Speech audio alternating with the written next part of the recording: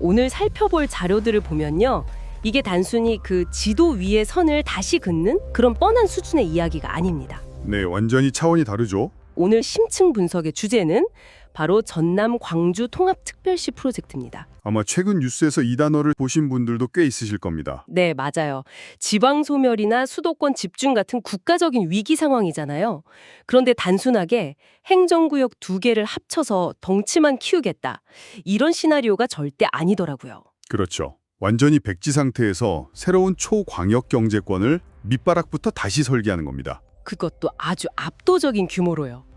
수백조 원의 자본과 수백만 명의 미래가 걸려있는 초대형 인수합병 브리핑룸 한가운데 앉아 계신 겁니다. 정말 전례 없는 스케일의 시도니까요. 그래서 이 거대한 프로젝트를 이끌어갈 2가지 핵심 비전을 오늘 낱낱이 해부해보려고 합니다.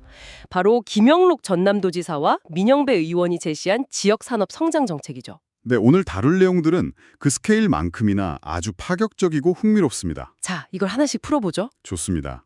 우선 이 둘 리더가 그리는 밑그림의 공통점이 뭔지 묶어볼 거고요. 동시에 그 안을 채우는 세부 프로젝트들은 어떻게 다른 철학을 가지고 있는지 짚어볼 겁니다. 네, 그리고 가장 중요한 부분이 남아있죠. 맞습니다. 전혀 다른 각도에서 접근하는 이 두 비전이 통합특별시라는 하나의 유기체 안에서 결국 어떻게 연결되는지 그 퍼즐을 완벽하게 맞춰드리는 게 오늘 저희의 미션입니다. 그럼 가장 근본적인 질문부터 던져보겠습니다. 도대체 왜 지금 전남과 광주가 하나로 뭉쳐야만 하는 걸까요? 지금 호남권이 직면한 상황을 냉정하게 숫자로 봐야 합니다. 그냥 시너지 내자 이런 교과서적인 얘기가 아니잖아요. 절대 아니죠. 인구가 급감하고 산업 활력은 떨어지는 이중고를 겪고 있습니다. 대한민국의 자본과 인재가 수도권이라는 하나의 블랙홀로 빨려 들어가는 현상이 이제 임계점을 넘었거든요. 그러니까 이건 선택의 문제가 아니라 문자 그대로 생존을 위한 필연적인 몸부림인 거네요. 정확합니다. 그래서 현재 국회 통과 첫 관문을 넘은 전남 광주 통합특별법도 보면요. 인공지능이나 산업전환과 관련된 특례 조항이 무려 387개나 빼곡하게 담겨 있습니다. 387개요? 네. 중앙정부의 규제를 풀고 자체적인 권한을 갖지 않으면 도저히 이 위기를 돌파할 수 없다는 절박한 현실인식이 깔려 있는 겁니다. 그 절박함이 목표 수치에서 그대로 드러나더라고요. 제일 놀랐던 게 두 리더가 제시하는 목표의 스케일이었어요. 스케일이 정말 엄청나죠. 세부 방법론은 달라도 둘 다 이 지역을 소멸 위기에서 구하는 걸 넘어서 아예 글로벌 경제 블록으로 재창조하겠다는 뚜렷한 공통점이 있었습니다. 네, 공간적으로도 두 사람 모두 광주권, 서부권, 동부권, 그리고 중남부권까지 4개의 거점 권역으로 지도를 재편하고 있고요. 공간을 4개로 쪼개서 역할을 분담한다는 뼈대는 똑같네요. 맞습니다. 수치적인 목표도 지향점이 겹치는데요. 김영록 지사 측은 450조 원 규모의 투자 유치와 80만 명 인구 유입을 목표로 내걸었고요. 450조요? 네, 그리고 민영배 의원 역시 300조 원 투자 유치와 100만 명 인구 유입이라는 청사진을 제시했습니다. 450조 원, 300조 원. 사실 이 정도면 단일 국가의 1년 예산이랑 맞먹는 수준이잖아요. 그렇죠. 자잘한 국비 지원 사업 몇 개 따오는 식의 과거형 모델과는 완전히 결별하겠다는 선언입니다. 지형 자체를 뒤흔들 수 있는 거대한 실험이네요. 이걸 더 큰 그림과 연결해 보면요. 결국 대한민국의 4차 첨단 산업과 에너지 안보의 새로운 심장을 남쪽 끝에 하나 더 달겠다는 겁니다. 자, 그럼 이 원대한 청사진을 도대체 어떻게 현실로 만들 것인가? 이걸 들여다볼 차례입니다. 네, 김영록 지사의 정책부터 볼까요? 일명 와이포노믹스라고 하죠. 이름이 참 인상적인데요. Y축이라는 새로운 공간적 성장축과 청년, 즉 유스를 상징하는 이름입니다. 저는 김 지사의 이 전략을 한마디로 통합특별시의 압도적인 하드웨어이자 튼튼한 근육을 만드는 작업이라고 부르고 싶어요. 근육이요, 아주 적절한 표현입니다. 무려 4천만 평 규모의 부지를 4개 권역으로 나누어 개발하는 전략인데 여의도의 몇십 배에 달하는 규모잖아요. 철저하게 산업의 거점을 구축하는 공간 창조에 방점이 찍혀 있죠. 텅 빈 땅에 강력한 근육을 심겠다는 거군요. 네, 40개의 거대 앵커 기업, 그러니까 산업 생태계를 통째로 끌고 올 수 있는 핵심 대기업들을 빠르게 유치하겠다는 전략입니다. 권역별로 어떻게 이 근육들을 키울지 볼까요? 제가 먼저 1천만 평에 할당된 광주권을 짚어보겠습니다. 네. 이곳의 핵심 키워드는 AI와 미래 모빌리티입니다. 특히 흥미로웠던 게 국가 NPU 전용 컴퓨팅 센터를 구축하겠다는 계획이었어요. 네, 아주 중요한 인프라죠. 쉽게 말해서 엄청난 연산이 필요한 AI 모델을 돌리기 위해 고도로 특화된 인공지능 두뇌를 아예 그 지역 한가운데 심어버리겠다는 거거든요. 게다가 기존 군공항 이전 부지에는 판교를 능가하는 첨단 신도시를 조성하겠다고 합니다. 판교를 능가하는 신도시요. 네, 청년들이 수도권으로 떠나는 가장 큰 이유가 일자리와 주거 환경이잖아요. 이걸 물리적으로 쏟아붓겠다는 강력한 하드웨어 구축 의지입니다. 목표가 아주 직관적이네요. 그럼 가장 넓은 1,100만 평이 대정된 서부권은 어떤가요? 서부권의 청사진을 보면 김 지사의 의도가 더 명확해지는데요. 철저하게 에너지와 물류라는 산업 기반 인프라에 집중합니다. 에너지와 물류요? 네, LS그룹 같은 대기업 자본을 끌어들여 대규모 해상풍력 단지를 조성하는 게 첫 번째 근육입니다. 요즘 전 세계적으로 AI 산업이 폭발하면서 가장 문제가 되는 게 바로 전기 부족이잖아요. 핵심을 짚으셨습니다.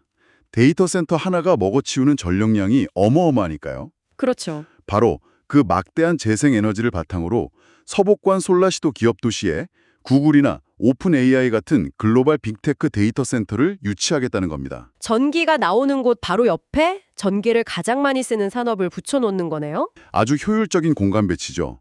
동시에 무한국제공항을 단순 여객용이 아니라 반도체 수출입의 핵심 물류 관문으로 육성할 계획입니다. 무거운 첨단 산업들이 원활하게 돌아갈 물류망까지 확보하겠다는 거군요. 구글, 오픈 AI, 해상풍력.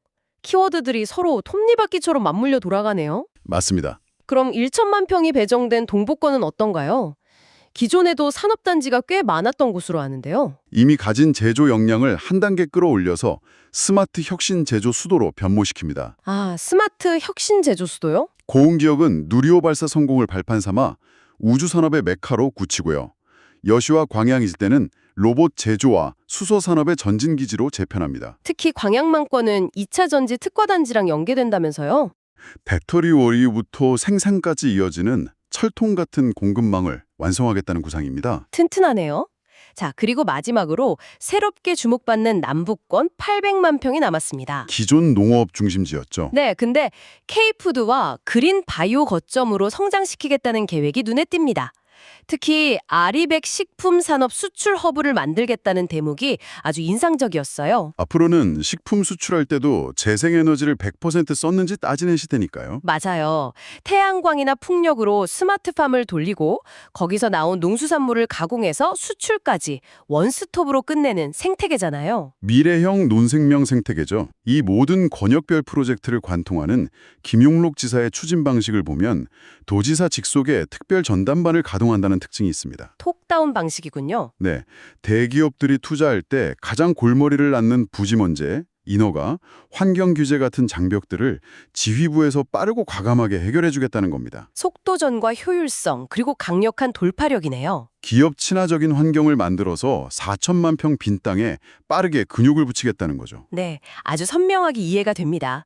바로 다음입니다. 관점을 완전히 전환해 볼게요. 민영배 의원의 비전이죠. 네, 김 지사의 방식이 근육에 집중했다면 민 의원의 전략은 통합특별시의 신경계를 촘촘하게 구축하는 작업이라고 부르고 싶습니다. 신경계요? 눈에 보이는 거대한 건물보다는 그 공간 안에서 누가 어떻게 무엇으로 연결되어 살아갈 것인가에 집중하는 소프트웨어 혁신이거든요. 여기서 매력적인 점은 두 리더가 동일한 4개의 공간을 바라보면서도 기능적, 제도적 접근 방식이 완전히 대조된다는 겁니다. 통합 5대 원칙으로 성장, 균형, 기본소득, 녹색, 시민주권을 내세운 것만 봐도 결이 다르잖아요. 권역별로 어떻게 다른지 짚어주시죠. 서부권부터 보면요. 김 지사가 대기업 자본 주도의 해상풍력을 강조했다면 민의원은 전남 광주 전력공사라는 공공기관 설립 모델을 제시합니다. 지자체가 직접 전력회사를 차린다고요? 이건 굉장히 파격적인데요. 재생에너지 생산 주도권을 민간 기업이 아니라 지자체와 도민이 지어야 한다는 철학입니다. 아, 수익 구조도 다르겠네요. 네, 막대한 전력 판매 수익을 도민들에게 에너지 기본소득 형태로 직접 환원하겠다는 구조를 설계했습니다. 대기업 투자 유치보다는 공공성과 주민들의 경제적 이익에 초점을 맞춘 거군요. 서부권 하나만 봐도 하드웨어 거점 개발이랑 공공 중심 모델이라는 뚜렷한 차이가 보입니다. 동부권에 대한 접근 방식도 상당히 다릅니다. 김 지사는 우주산업이나 로봇 제조 같은 단지 육성에 집중했잖아요. 민 의원은 여기서 제도적 격상이라는 카드를 꺼내듭니다. 아예 중앙정부 직속에 국토남부권 신산업 수도개발청을 설치해야 한다고 주장하죠. 공장 짓는 걸 넘어서 강력한 행정적 권한을 주겠다는 거네요. 실질적인 국가 제2의 수도권으로 기능하게 만들겠다는 과감한 정치 행정적 접근입니다. 그럼 남부권과 광주권은 어떻게 해석하고 있나요? 아까 남부권은 K푸드 수출 허브 얘기가 나왔는데요. 남부권에 대해서도 단순히 식품 가공 공장 부지를 늘리는데 그치지 않습니다. 네. K푸드 산업공사를 설립하고 한식대학 같은 고등교육 기관을 세우겠다는 청사진을 냈습니다. AI 기술 접목된 스마트 농업이랑 결합하는 거군요. 단순 생산기지가 아니라 지식과 연구, 인재가 끊임없이 배출되는 동생명 지식 생태계를 구축하겠다는 거죠. 광주권 전략도 비슷하겠네요. 그냥 AI 관련 건물만 많이 짓는 게 아니라는 거죠. 정확합니다. 국가인공지능혁신진흥원이나 AI 데이터청 같은 핵심 국가기관들을 신설해서 유치하겠다는 전략입니다. 정책과 데이터 중심의 행정 중심지로 변화시키는 거군요. 추진 방식도 톱다운이랑은 정반대더라고요. 네, 이 부분에서 각 권력을 대표하는 부시장제를 도입하고요. 시민회회나 공론조사 같은 주민참여형 수기민주주의를 전면에 내세웠죠. 위에서 밀어붙이는 게 아니라 바텀업 거버넌스를 통해 주민들의 의견을 하나하나 신경망처럼 연결하겠다는 의지입니다. 글로벌 자본으로 당장의 근육을 키울 것인가, 아니면 공공성과 시민 참여로 튼튼한 신경계를 구축할 것인가. 두 가지 모두 지역 자생력을 키우기 위한 치열한 처방전들이죠. 맞습니다. 그래서 이게 다 무슨 의미일까요? 4천만 평이라는 어마어마한 땅에 첨단 공장도 들어서고 에너지 공사나 데이터청 같은 중추 기관도 세워집니다. 네, 그런데 광주에서 전남 해남이나 여수 끝자락까지는 지리적으로 꽤 멀잖아요. 이 흩어진 거대한 근육과 다양한 산업청들이 어떻게 하나의 특별시로 작동할 수 있을까요? 물리적으로 떨어져 있으니까요. 몸통은 하나인데 팔다리가 소통이 안 되면 소용이 없잖아요. 바로 그 지점에서 핵심 열쇠가 등장합니다.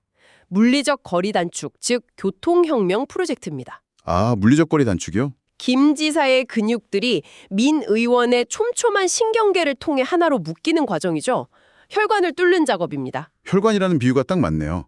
구체적으로 어떤 인프라들이 깔리나요? 가장 극적인 변화는 철도망입니다. 광주 상무역에서 나주역을 잇는 광주 나주 광역철도가 완공되면 3분으로 뚝 떨어집니다. 광주 화순 광역철도가 추가되고요.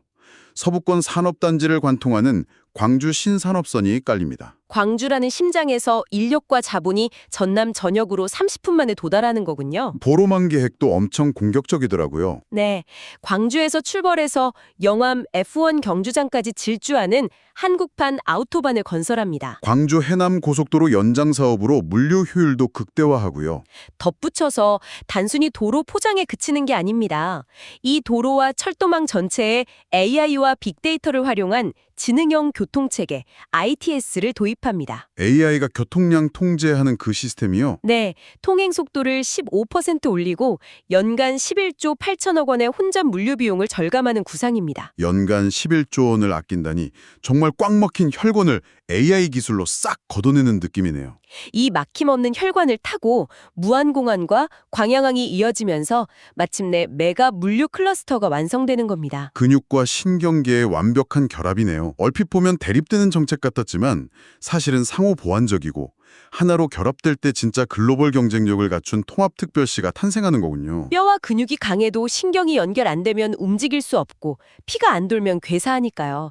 두 비전의 결합이 곧 통합특별시의 경쟁력입니다. 오늘 우리는 단순한 지방선거 공약이나 정책 비교를 넘어섰습니다. 쇠퇴해가는 지역이 어떻게 4대 첨단 산업을 품고 글로벌 허브로 거듭나는지 그 지도의 변화를 살펴봤죠. 맞습니다. 우리가 이런 방대한 변화의 흐름을 읽는 게 왜 중요할까요? 결국 미래의 거대한 부와 일자리가 어디로 이동하는 데 포착하는 방법이기 때문입니다. 이건 아주 중요한 질문을 던지게 하죠. 과거리 지역 균형 발전은 그냥 중앙정부 지원금 받아서 쪼개 쓰는 방식이었잖아요. 그렇죠. 하지만 이제 패러다임이 바뀝니다. 공간을 4천만 평 단위로 재편하고 네트워크로 묶어서 거대한 경제적 자생력을 갖추는 방향으로 가고 있습니다. 네, 중앙에 기대는 게 아니라 스스로 플레이어가 되는 거죠. 자, 오늘 심층 분석을 마무리하면서 청취자님께 마지막으로 상상력을 자극할 생각거리를 하나 던져드리고 싶습니다. 에너지 주권에 대한 이야기죠. 네. 만약 이 통합특별시의 아리백 산업 생태계가 완벽히 성공해서 이 지역이 소비하는 것보다 더 많은 막대한 재생에너지를 자체 생산해내기 시작한다면 어떨까요? 지금 전 세계 빅테크들이 100% 친환경 에너지를 찾아서 지도를 뒤지고 있잖아요. 맞습니다.